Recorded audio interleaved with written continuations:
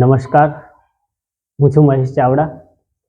સરકારી માધ્યમિક શાળા ગુતાલમાં વોકેશનલ ટ્રેનર તરીકે ફરજ બજાવું છું. આજે આપણે ટુ વ્હીલરમાં એર ફિલ્ટર સાફ કરવાની પદ્ધતિ શીખીશું પ્રેક્ટિકલી. તો એર ફિલ્ટર સાફ કરતા પહેલા આપણે એ સમજવું જરૂરી છે કે એર ફિલ્ટરનું કાર્ય શું છે. તો પહેલાં તો આપણે એર ફિલ્ટરનું કાર્ય સમજી લઈએ. તો એર ફિલ્ટર એટલે શું? તો એર ફિલ્ટર એટલે કે હવાને શુદ્ધ કરે. જે હવાની અંદર વાતાવરણની જે હવા છે એ હવાની અંદર જે નાના નાના રજકણો રહેલા હોય, ધૂળ રહેલી હોય, તો એ જે બાઇક આપણું સક્શન સ્ટ્રોક દરમિયાન જે એન્જિન છે એ ચાલુ હોય, તો એ ચાલુ હોય તે વખતે એને હવાની જરૂર પડે છે, બરાબર. તો સક્શન સ્ટ્રોક દરમિયાન તે પોતાની બાજુ હવાને ખેંચે છે પોતાની બાજુ. તો હવા અને પેટ્રોલનું મિશ્રણ, એસઆઈ એન્જિનની વાત કરું છું કે હવા અને પેટ્રોલનું મિશ્રણ થઈને તે કાર્બોરેટરમાં થઈને તે એન્જિનમાં પ્રવેશ કરે છે. તો જ્યારે સૌ પ્રથમ કાર્બોરેટરમાં હવા પ્રવેશ કરે છે, તો કાર્બોરેટરમાં જે હવા અને પેટ્રોલનું મિશ્રણ થાય છે અને એમાંથી કાર્બોરેટરમાંથી હવા અને પેટ્રોલનું મિશ્રણ થઈને એન્જિન તરફ જાય છે. તો એ પહેલાં કાર્બોરેટરની અંદર નાના નાના જેટ મૂકવામાં આવે છે, જેની અંદર નાના નાના સૂક્ષ્મ છિદ્ર મૂકવામાં આવેલા હોય છે. તો એ છિદ્રમાં જો કોઈ નાનો કચરો ફસાઈ જાય તો પણ જે એન્જિનનું કાર્ય કરવાનું પરફોર્મન્સ છે એ બગડી શકે છે. તો એ પરફોર્મન્સ ના બગડે, બરાબર, એના માટે આપણે જે કચરો આવે છે એ કચરાને આપણે દૂર કરવો પડે. તો એ કચરાને દૂર કરવાનો તો પહેલું તો હવા આવે છે, તો હવાની સાથે કચરો આવવાની સંભાવના રહેલી છે, આવે છે. તો એ કચરાને પહેલાં આપણે દૂર કરવું પડે. તો એ કચરાને દૂર કરવા માટે શું કરીશું આપણે? તો કચરાને દૂર કરવા માટે આપણે એર ફિલ્ટર મૂકવું પડશે. એર ફિલ્ટર એટલે કે એ કચરો દૂર કરે છે, તો આ બાજુથી હવા પ્રવેશ કરીને આ બાજુ જાય છે, બરાબર. તો આ બાજુથી જે હવા આવશે એ હવા અહીં આગળ જે વચમાં એર ફિલ્ટર રહેલું છે એ એર ફિલ્ટરમાં થઈને પસાર થઈને આ બાજુ થઈને નીકળશે.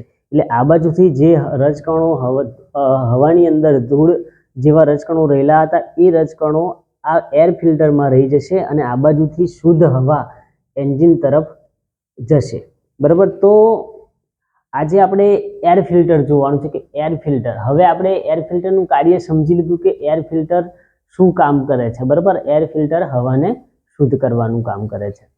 તો અહીં આગળ ટુ વ્હીલરમાં આપણે એર ફિલ્ટર, આ બજાજ કંપનીની ગાડી છે, મોડેલ છે CT110, CT110. તો આની અંદર જમણી બાજુ એર ફિલ્ટર લાગેલું હશે. ડાબી બાજુ તમે આ રીતે જુઓ તો ડાબી બાજુ બેટરી લાગેલી હશે ને જમણી બાજુ અહીં આગળ જે આ સાઈડ કવર તમને દેખાય છે એની નીચે એર ફિલ્ટર લાગેલું હોય છે. તો એર ફિલ્ટર આપણે ખોલીશું. તો એર ફિલ્ટરને ખોલવા માટે તો પહેલાં આપણે શું કરવું પડે? તો એર ફિલ્ટરને ખોલવા માટે જે આ જમણી બાજુનું જે આ સાઈડ કવર લાગેલું છે એ સાઈડ કવરને આપણે પહેલાં તો ખોલવું પડશે. સાઈડ કવર ખોલ્યા બાદ એમાંથી એક બોક્સ હશે, એ બોક્સની ઉપર રહેલા સ્ક્રૂને દૂર કરવા પડશે. તો ચલો હવે આપણે વધુ વાત ન કરતા આપણે પ્રેક્ટિકલી જોઈએ કે એર ફિલ્ટર ક્યાં લાગેલું છે. તો સૌ પ્રથમ તો આપણે સાઈડ કવરને ખોલીશું. તો સાઈડ કવરને ખોલવા માટે અહીં આગળ 4 સ્પેલનો સ્ક્રૂ લાગેલો છે, બરાબર. તો એ સ્ક્રૂને ખોલવો પડશે. તો આપણે 4 સ્પેલ ડિસમિસ લેવું પડશે, બરાબર. તો 4 સ્પેલ ડિસમિસનો આપણે ઉપયોગ કરીશું અને એ સ્ક્રૂને ખોલીશું. તો અહીં આગળ 4 સ્પેલ ડિસમિસ લઈશું અને પ્રોપર આ રીતે લગાવવાનું છે અને થોડું દબાણ આપીને એને ખોલવાનું છે સ્ક્રૂને. તો અહીં આગળ આપણે સ્ક્રૂને ખોલી નાખ્યો છે.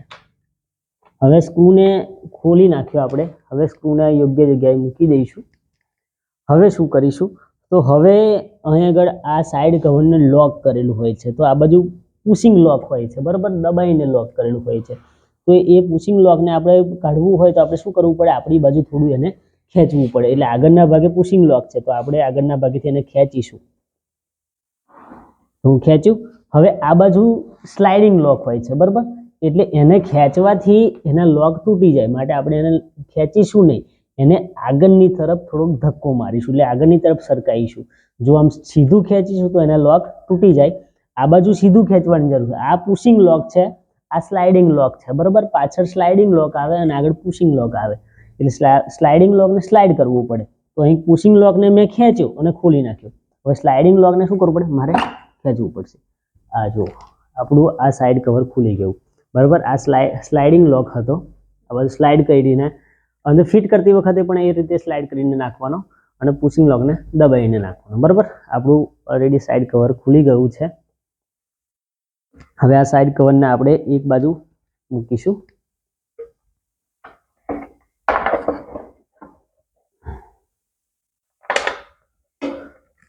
હવે તમને આ કાળા કલરનું એક બોક્સ દેખાઈ રહ્યું છે. આ છે બોક્સ, બરાબર. આ એર ફિલ્ટરનું ઘર કહીએ તો પણ બરાબર છે, બરાબર. તો એર ફિલ્ટર આની અંદર ફસાયેલું હશે, બરાબર. તો એર ફિલ્ટરને આ બાજુથી સીટના નીચેથી હવા અંદર દાખલ થાય છે અને આ બોક્સની અંદર જાય છે અને બોક્સની અંદર એર ફિલ્ટર રહેલું છે. એ એર ફિલ્ટર હવાની અંદર રહેલા કચરાને દૂર કરે છે. તો એક સમય એવો આવે છે કે હવાનો કચરો, હવાની અંદર જે કચરો રહેલો હોય એને દૂર કરતા કરતા એર ફિલ્ટરનું કામ શું? હવાની અંદર રહેલા કચરાને દૂર કરવાનું, બરાબર. તો એ હવાનો કચરો દૂર કરતા કરતા પોતે કચરો પણ બની જતું હોય છે. તો એ પોતે કચરો બની જાય તો આપણે એને શું કરવું પડે? સાફ કરવું પડે. તો એની સફાઈ માટે આપણે શું કરવું પડશે? આ એનું બોક્સને ખોલવું પડશે. તો આ કાળા બોક્સને આપણે ખોલીશું. તો કાળા બોક્સને ખોલવા માટે શું કરવું પડશે? તો અહીં આગળ 1, 2, 3 અને 4 સ્ક્રૂ આપેલા છે, 4 સ્પેલ, બરાબર. તો એ સ્ક્રૂને આપણે દૂર કરીશું. તો એ સ્ક્રૂને દૂર કરવા માટે આપણે શું કે 4 સ્પેલ ડિસ્મિસ જોઈશે, જે આગળ આપણે લીધું એ જ, બરાબર. તો અહીં આગળ તમે દબાઈને ખોલો. 4 સ્ક્રૂને સૌપ્રથમ દૂર કરવાના છે.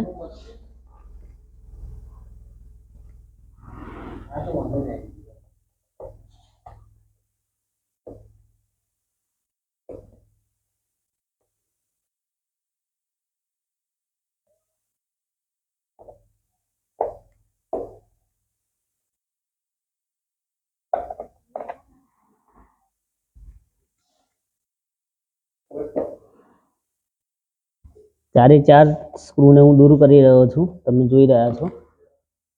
4 સ્ક્રૂને મેં દૂર કરી નાખ્યા છે, બરાબર. હવે આને શું કરીશું? ખોલીશ, બરાબર. તો હું આ મારી બાજુ ખેંચીશ એટલે આ રીતે એર ફિલ્ટરની બોડી આખી ખુલી ગઈ. હવે તમને અહીં આગળ એર ફિલ્ટર જોવા મળી રહ્યું હશે, બરાબર.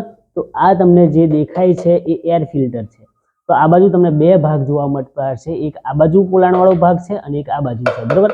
તો આ બાજુ પોલાણવાળા ભાગમાં અહીં તમને પાઇપ દેખાઈ રહી છે, એટલે આ બાજુથી હવા અંદર દાખલ થાય છે અને આ વાદળી જે રહેલી છે, એર ફિલ્ટર રહેલું છે, એ એર ફિલ્ટરમાંથી પસાર થઈને હવા આ ભાગમાં આવશે અને હવા આ ભાગમાંથી પછી અહીંયા થઈને આ હોસ પાઇપમાં થઈને તે ક્યાં જશે? કાર્બોરેટરમાં જશે. કાર્બોરેટરમાં હવા અને પેટ્રોલનું મિશ્રણ થશે અને એ મિશ્રણ થઈને એ હવા અને પેટ્રોલનું મિશ્રણ ક્યાં જશે? એન્જિનની અંદર દાખલ થશે, બરાબર. તો હવે એર ફિલ્ટરને આપણે કાઢીશું. એર ફિલ્ટર નીકળી ગયું, બરાબર. તો આ એક પ્રકારની વાદળી આવે છે, અલગ અલગ પ્રકારના એર ફિલ્ટર તમને જોવા મળશે, બરાબર. ડ્રાય એર ફિલ્ટર, સૂકું એર ફિલ્ટર અને ભીનું એર ફિલ્ટર. આ અત્યારે આપણે જોઈ રહ્યા છીએ એ સૂકું એર ફિલ્ટર છે, બરાબર. પણ આને આપણે આ વાદળી છે, બરાબર, આને આપણે પેટ્રોલથી સાફ કરવું હોય તો કરી શકીએ. તો એની અંદર જે કચરો રહેલો હોય એ દૂર થઈ જાય છે, બરાબર. પછી એને ખંખેરીને પછી પાછું આની અંદર તમે બોડીની અંદર ફિટ કરી દો. એ ફિટ કરીને પાછું જેમ હતું તેમ ફિટ કરી દેવાનું છે, બરાબર. તો આના જગ્યાએ તમને અમુક બાઇકની અંદર, અમુક એક્ટિવાની અંદર, ટુ વ્હીલરની અંદર તમને કાગળનું પણ જોવા મળશે. તો એને આપણે પેટ્રોલથી સાફ કરી શકતા નથી, એને આપણે હવાના પ્રેશરથી જ સાફ કરી શકીએ છીએ. એટલે હવાનું પ્રેશર મારીને એને તમે સાફ કરી શકો. તો અહીં આગળ આ વાદળીને મારી તો આ 2 દિવસ પહેલાં જ એર ફિલ્ટર સાફ કરેલું છે, એટલે આને સાફ કરવાની કંઈ જરૂર મને લાગતી નથી.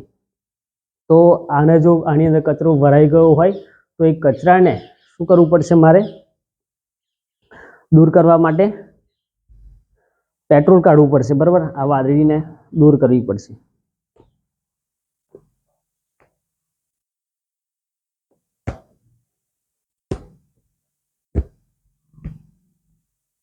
બરાબર,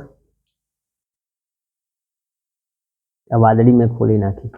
હવે આ વાદળીને હું શું કરીશ? આની અંદર પેટ્રોલ નાખીશ, બરાબર? કોકમાંથી આ બધું કોક આવેલો છે એમાંથી પેટ્રોલ દઈશ ને આ રીતે પછી આને હું નીચોડી નાખીશ.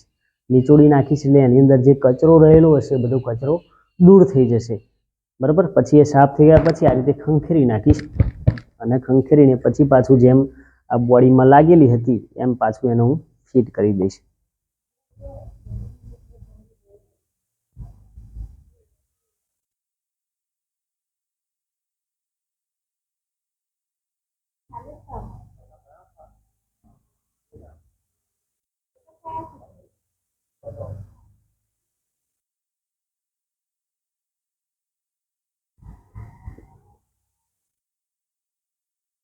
બરાબર, અહીં આગળ હું આ બોડીને ફિટ કરી રહ્યો છું.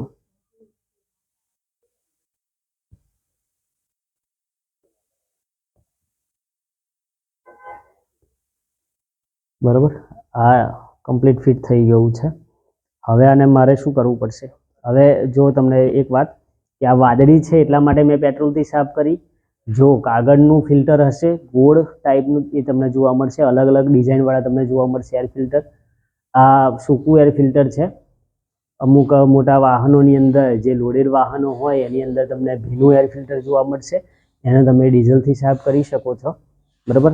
આ ડ્રાય છે એટલે આને પેટ્રોલથી મેં સાફ કરી નાખ્યું. વાદળી હતી એટલા માટે જો કાગળનું એર ફિલ્ટર લાગેલું હોય તો એને તમે પેટ્રોલથી સાફ કરી શકાતું નથી, એને હવા મારીને સાફ કરાય છે, બરાબર?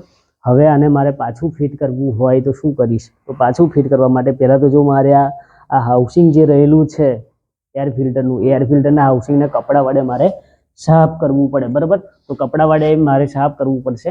તો અહીં આગળ મેં ઓલરેડી સાફ કરેલું જ છે એટલે મારે સાફ કરવાની કંઈ જરૂર લાગતી નથી. પણ તમે જ્યારે ખોલો છો અને કચરું અંદર જણાય તો તમારે કચરાને સાફ કરી નાખવાનું છે.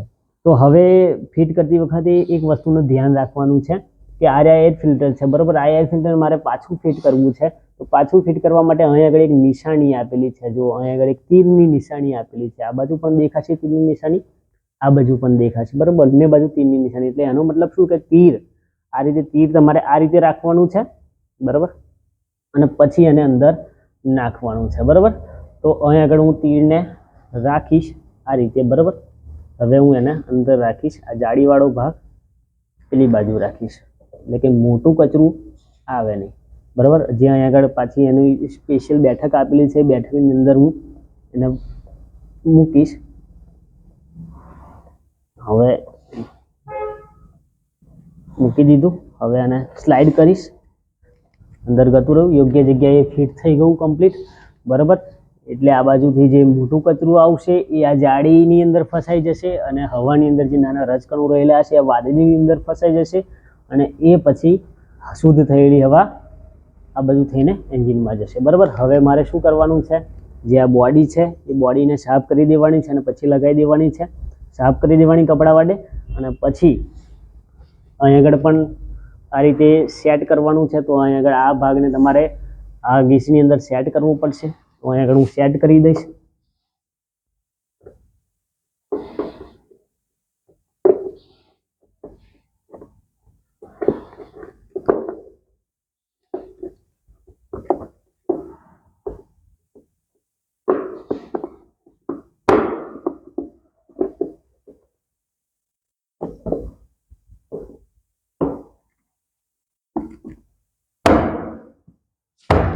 કમ્પ્લીટ એની પ્રોપર જગ્યાએ ફિટ થઈ ગયું છે, સેટ કરી દીધું છે મેં.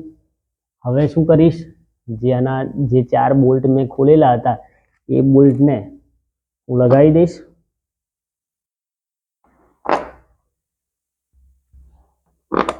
એર ફિલ્ટર જામ થઈ ગયું હોય તો ટુ વ્હીલરની અંદર શું પ્રોબ્લેમ થશે? તમને કઈ રીતે ખ્યાલ આવશે કે એર ફિલ્ટર જામ થઈ ગયું છે?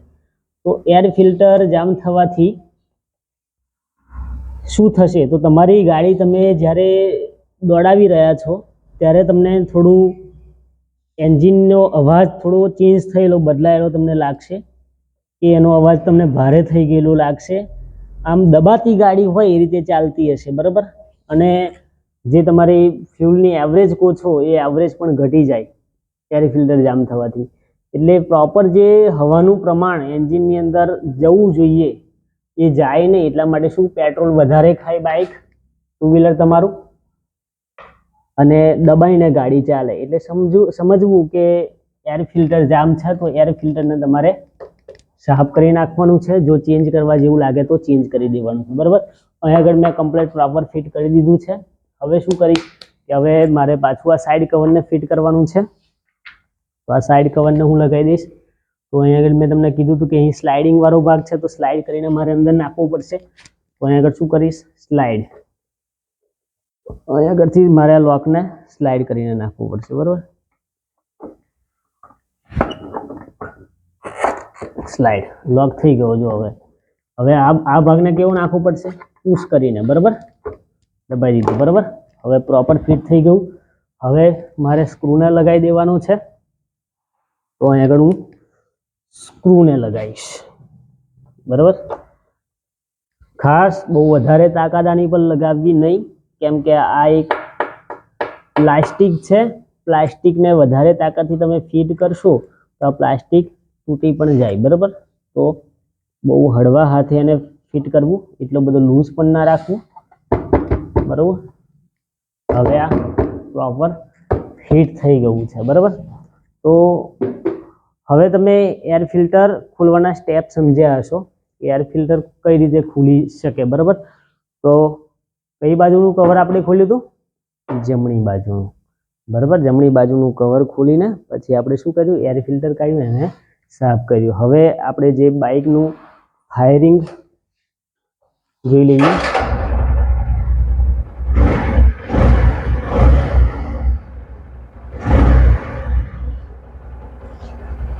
બરાબર. એર ફિલ્ટર સાફ કર્યા પછી તમારા જે ટુ વ્હીલરનું એન્જિનનું જે ફાયરિંગ હોય એમાં થોડો ઘણો તમને ફેરફાર લાગશે. જો જામ થઈ ગયું હશે ને પછી સાફ કરશો તો ઘણો બધો 100% તમને ફેરફાર લાગશે.